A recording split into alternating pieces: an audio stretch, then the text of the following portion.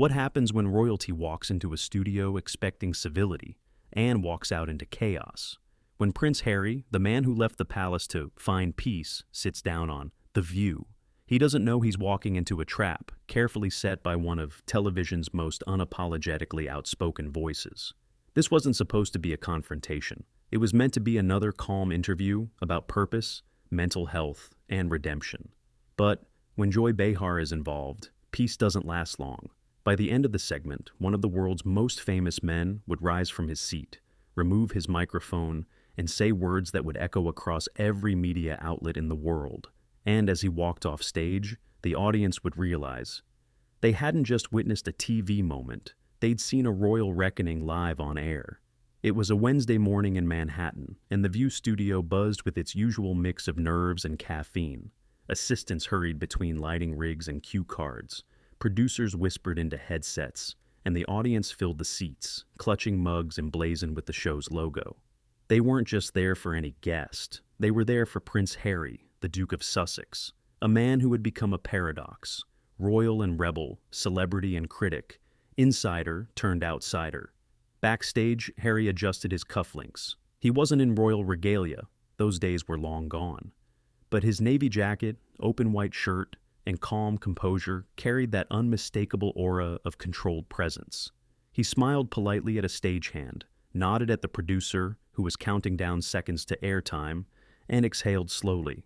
He'd been briefed that morning. It's just a conversation, light and friendly. They'll ask about your foundation, your new book, your work with veterans. That was the plan. But plans, as Harry would soon learn, don't mean much when you're sitting across from Joy Behar. The lights rose. The music cue played. Whoopi Goldberg smiled into the camera.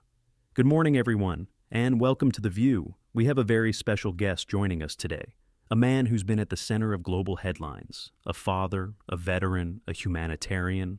Please welcome Prince Harry. The audience erupted into applause. Harry stepped out with that familiar half-smile, polite, warm, slightly shy. He waved, shook Whoopi's hand, greeted Sunny Hostin, Alyssa Farah Griffin, Sarah Haynes, and finally turned toward Joy Behar. She didn't stand up. Her lips formed what looked like a smile, but her eyes told another story, sharp, appraising, almost daring him to slip. Joy, Harry said with a nod, extending his hand. Harry, she replied coolly, shaking it briefly. Welcome back to the real world. The audience chuckled, awkwardly. The line was meant as humor, but there was something biting underneath. Harry let it pass, sitting down in the center chair. Whoopi opened the conversation, her tone warm and professional. Harry, it's great to have you here. Let's talk about Sentinel, your new foundation focused on veterans' mental health. Tell us what inspired it. Harry smiled, easing into familiar territory. Well, I've been open about my experiences, both in service and afterward. I've seen how invisible wounds affect soldiers long after they've left the battlefield. Sentinel is about building support networks, not just therapy, but community. No one should fight their battles alone. The audience clapped. It was genuine. Even Joy nodded faintly, but it was the kind of nod that carried calculation behind it. Sunny Hostin jumped in. That's powerful, Harry. You've turned pain into purpose, and that's something people respect. Harry smiled appreciatively. Thank you. It's been a journey. Then Joy Behar leaned forward. So, Harry, she began casually, her voice dripping with that trademark mix of humor and challenge. You talk a lot about helping people find peace, but do you ever feel like you've caused quite a bit of chaos yourself? The studio shifted. The laughter from the earlier segment evaporated. Whoopi blinked. Joy, she began, but Joy waved her hand dismissively. I mean, come on, Joy continued. You left the royal family, gave interviews about your trauma, wrote a tell-all memoir, did documentaries about how awful your life was, and now you're telling other people how to heal?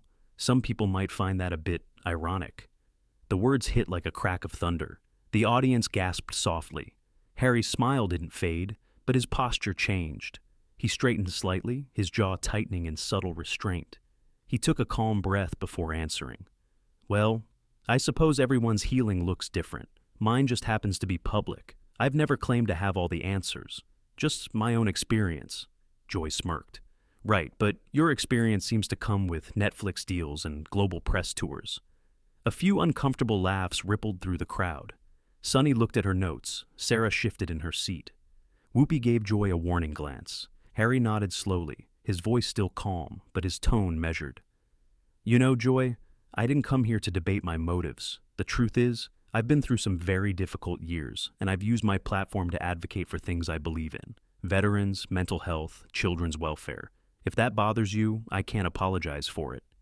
The audience applauded again, louder this time, but Joy wasn't done. She leaned back, crossing her arms. No need to apologize, Harry. Just own it. You can't be both the victim and the hero in the same story. It's confusing for people. There it was, the first spark. Harry smiled thinly. Maybe the world's big enough for both. Whoopi, sensing the rising tension, quickly interjected. Okay, let's take a quick break. When we come back, we'll talk about Harry's charity work in Africa and what's next for the Duke of Sussex. The applause sign flashed. The audience clapped, though half of them were whispering to each other, already sensing something was brewing beneath the surface.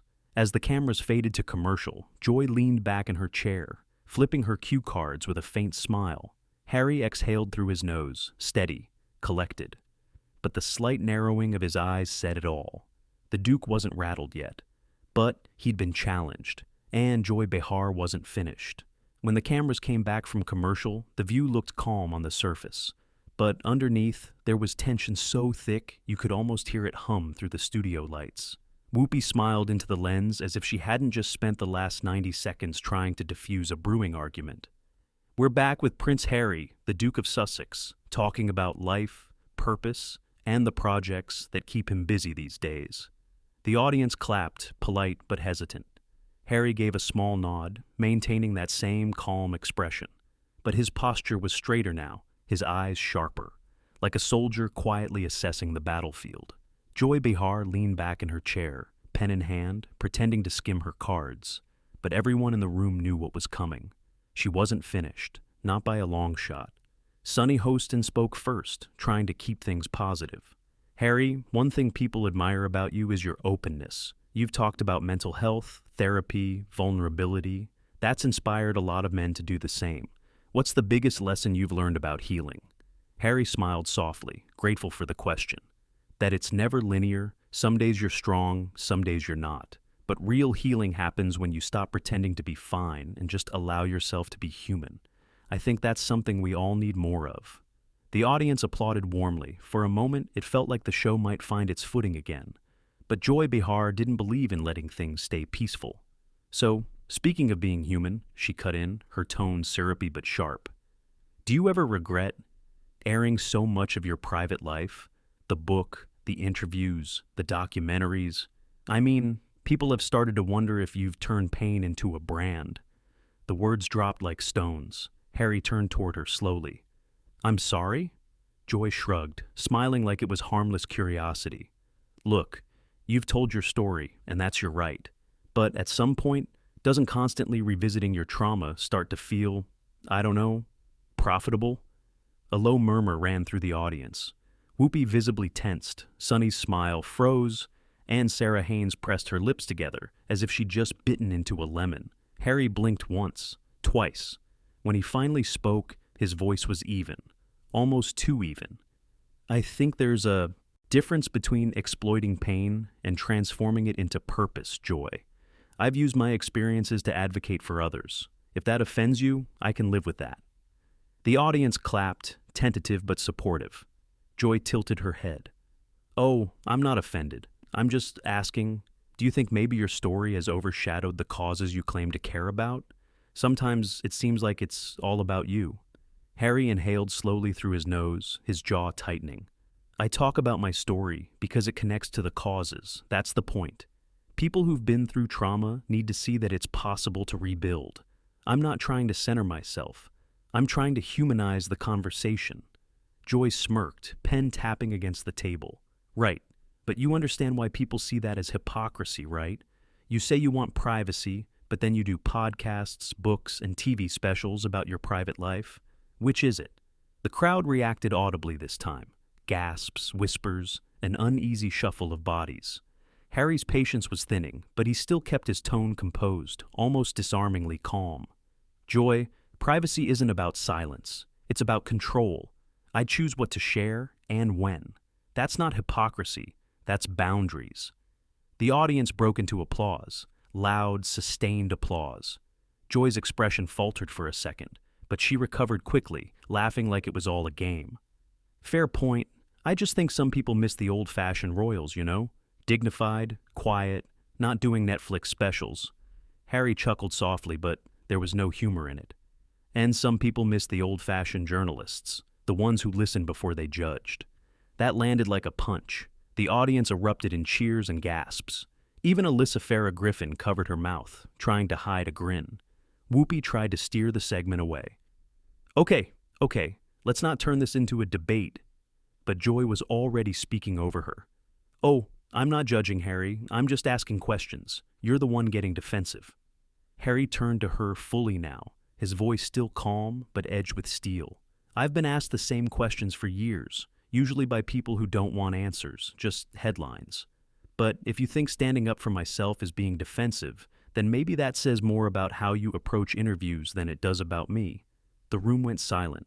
Whoopi glanced toward the control booth. The director's hand hovered over the cut to break button, but the tension was too magnetic. No one dared move. Joy's smile hardened. You've got quite a temper for someone preaching mindfulness. Harry leaned forward slightly, his tone still polite, but the softness was gone.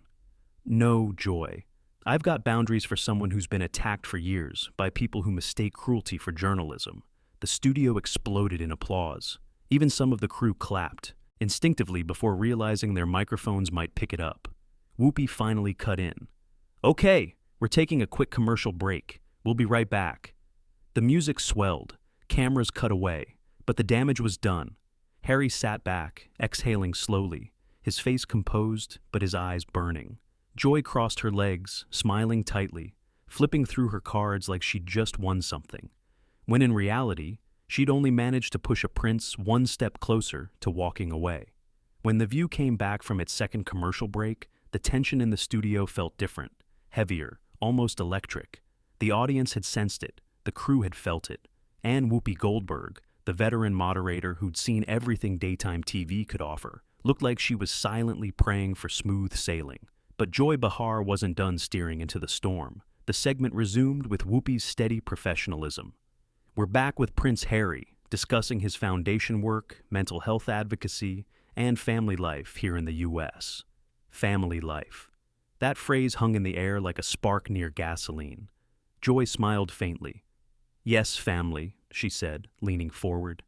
Harry, you've spoken so much about your new life in California. The peace, the freedom, the privacy. But how's all that working out? Harry blinked, slightly caught off guard. I'm not sure what you mean. Joy tilted her head. Well, it's just, the tabloids you say traumatized you, they're still running stories. You left the monarchy, but you're still in headlines every week. At a certain point, doesn't that suggest maybe the problem isn't them? Maybe it's you? The audience gasped audibly. Whoopi's eyes widened. Joy, she warned softly, but Joy just kept going, her smile bright and unflinching.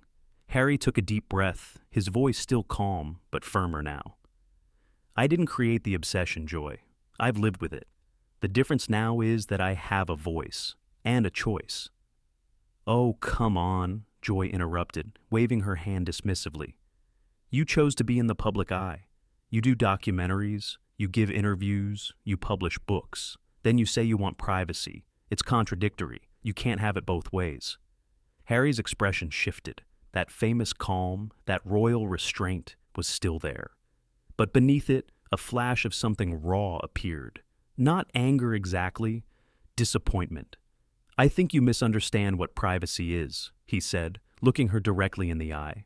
It's not about hiding. It's about control, about not letting other people weaponize your life for profit. Joy smirked. So, you left one institution for another, traded the palace for Netflix. Forgive me if I'm not seeing the moral evolution here. A wave of murmurs rolled through the audience. Sunny Hostin shifted uncomfortably. Sarah Haynes was staring down at her cue cards. Whoopi raised her hand, trying to regain control. Joy, let's keep this respectful. But Joy wasn't listening. Let's be honest, Harry, she pressed on, her tone turning colder. You talk about compassion and mental health, but isn't all of this just one long therapy session for the cameras? It's like watching a royal reality show. The studio air froze. Even the camera operators hesitated, unsure whether to zoom in or pull back. Harry leaned forward slightly. His voice was calm, dangerously calm. You're mocking therapy now? That's brave, Joy. There are veterans watching this show who fought to stay alive because someone encouraged them to speak.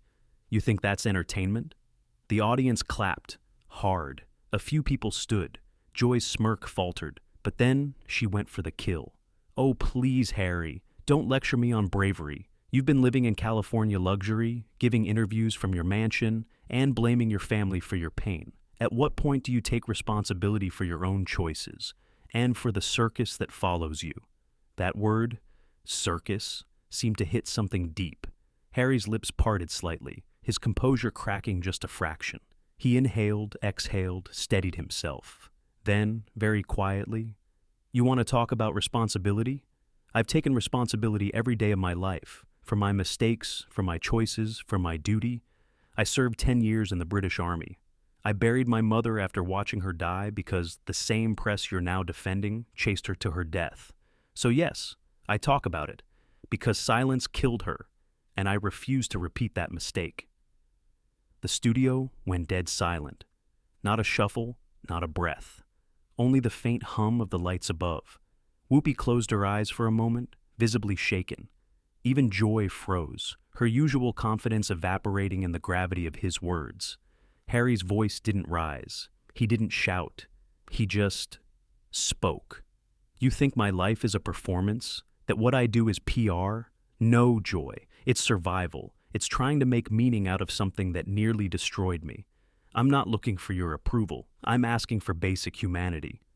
The audience erupted. Not polite applause. Thunder, cheers, whistles, chants. Joy forced a smile, clearly rattled, and tried to recover. Well, I didn't mean to upset you, Harry cut in, still measured but now resolute. No, I'm not upset. I'm just tired. Tired of having my motives questioned by people who profit off cynicism. You don't have to understand me, Joy, but you don't get to mock what I've lived. Whoopi leaned forward, her tone gentle.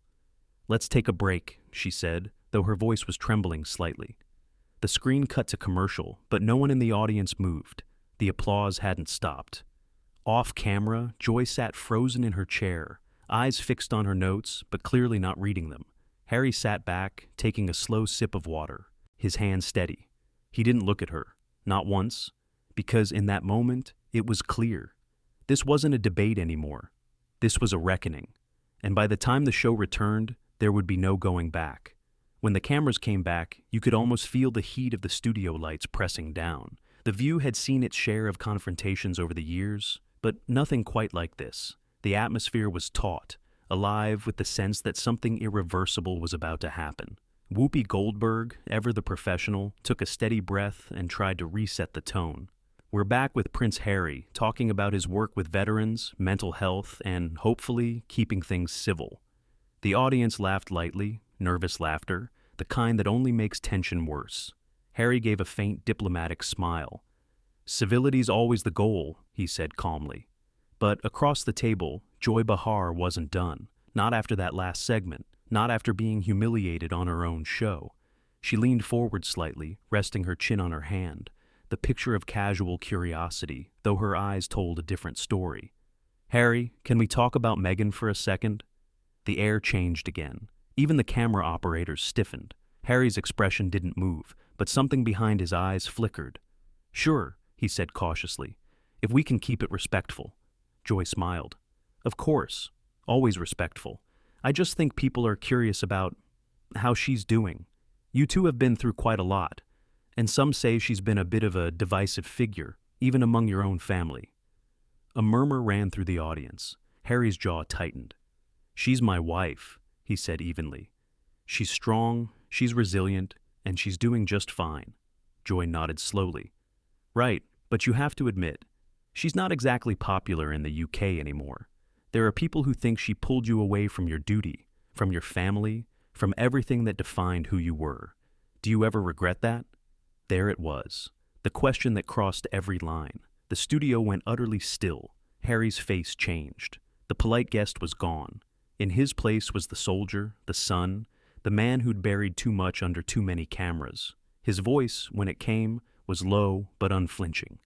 "You're asking if I regret loving my wife?" Joy raised her eyebrows. "I'm just asking if you regret how it all happened." Harry leaned forward slightly, his tone calm, deadly calm. "Joy, let me explain something to you. I didn't leave my family. I left an institution that valued image over empathy. I left a system that chewed people up for headlines. And I didn't follow my wife. We walked away together.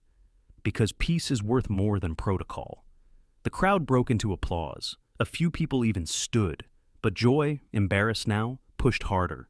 "Come on, Harry. You talk about peace, but you've spent the last few years giving interviews, criticizing the royal family, the press, your own father. At what point do you stop blaming everyone else?" That was it. The crack in his composure finally appeared. Not anger, but something colder. He nodded once, slowly. "You're right," he said quietly. "It's easy to say, stop blaming others, when you've never had your entire life turned into a public punching bag, when every trauma you've ever lived through becomes tabloid entertainment."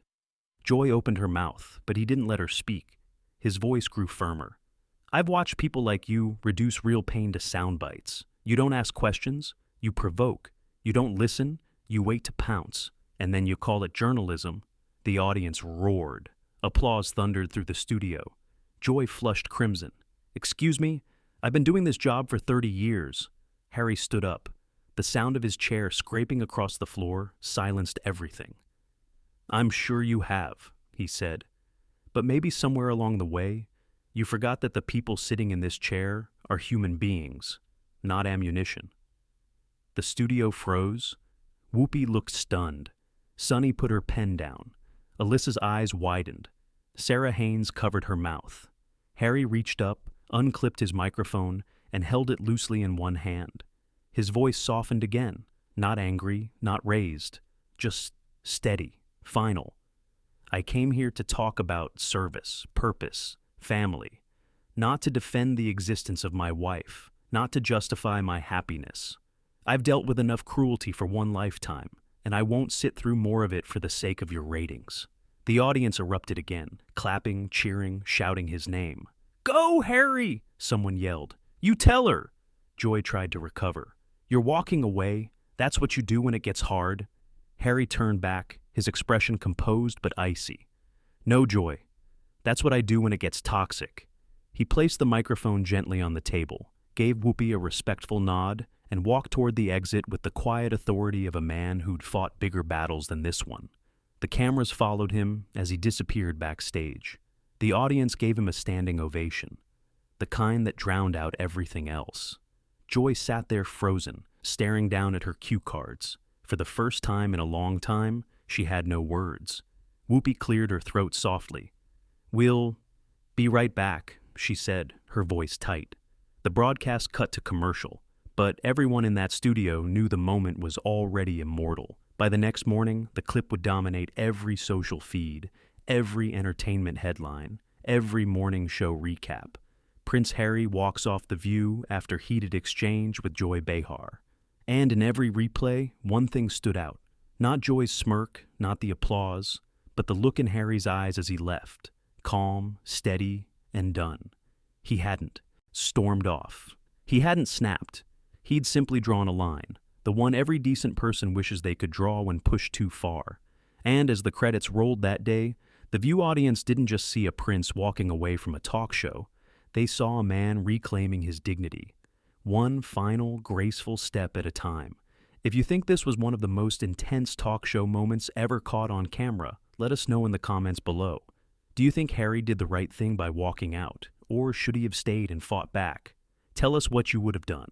And if you enjoy stories where truth meets tension and dignity wins in the end, hit like, subscribe, and turn on notifications so you never miss our next deep dive into television's most unforgettable confrontations. Because sometimes, the calmest exit makes the loudest statement.